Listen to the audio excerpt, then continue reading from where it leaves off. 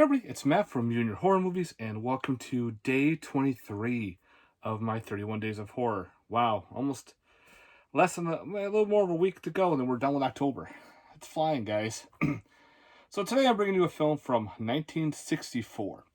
It's put up by Kino Lorber, the Blu-ray, and it's got a stellar cast. And the movie we're going to be talking about is a horror comedy called The Comedy of Terrors. This stars Vincent Price, Peter Lorre, Boris Karloff, Basil Rathbone. So right now there's four heavy hitters in this film. So pretty much the gist of the Comedy of Terrors is Vincent Price plays Waldo Trumbull. He's pretty much running his father-in-law's funeral home. The father-in-law is actually played by Boris Karloff.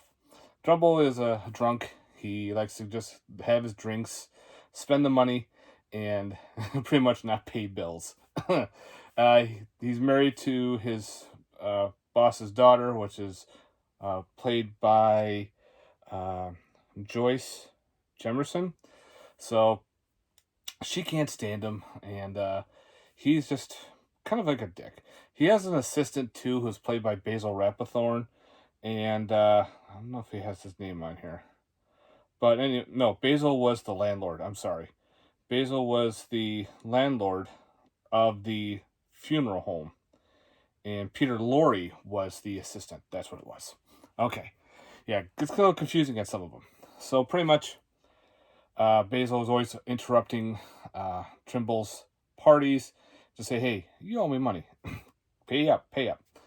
And of course, he doesn't want to pay. He wants to go out drinking. And of course, if he gets shit-faced drunk, he has no money to pay. He's always getting thrown out of the bar. So now he's trying to figure out how he can pretty much get money, since he's pretty much scamming the funeral services. After someone dies, he goes back and steals the coffin, clean it all out, get ready for another one because he doesn't want to waste the money on a coffin. He's cutting down on all kinds of budgets, anything the way he can scam the system. Well, he figures, there's more money in death. So Vincent Price here and Peter Lorre decide to find the rich old people and pretty much, scout them, see what the gist is, and pretty much murder them. And then they can reap the rewards from their rich estates. So they figured, let's try this, see if this works. So the first one they pick out, the girl's father, he's rich and everything, has this big castle. Well, once they murder him, she decides to pack up and just leave and not pay a damn thing. They're like, well, that didn't work.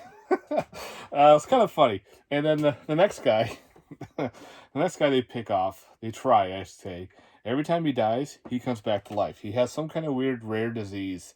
Once his heart stops, he stops breathing. Within a certain amount of time, he comes back to life like nothing's ever happened. So you have a lot of funniness happening with those scenes. But you have all the murder and everything involved. It's actually a very funny film. I had a good time with this one. Again, you get the stellar cast of everything happening. And of course, you get a cool twist at the end, everything has to do with murder and how they all want to live and how they want to take care of everything. I thought that was pretty well done. Boris Karloff's character, he plays the old senile guy. He's just sitting there, eating his soup and whatnot, and he's just mumbling. He tries to do the eulogy and he fucks that up. It was pretty funny. Doesn't know who they're burying, so he's very old and senile. Doesn't really know what's going on. So it's pretty much the daughter's trying to run everything. But Vincent Price is trying to scam, which I thought was pretty cool. So yeah, guys, for special features, you have auto commentary by film historian Tim Lucas, Richard Matheson, storyteller, and theatrical trailer. Again, this is put out by Kino Lorber, and the transfer is fantastic on this Blu-ray from 1964. Yeah.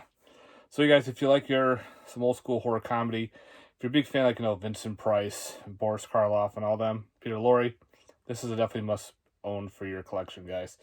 Again, it's not very gory or anything. A lot of times they weren't gory back then. No nudity, didn't have that back then either.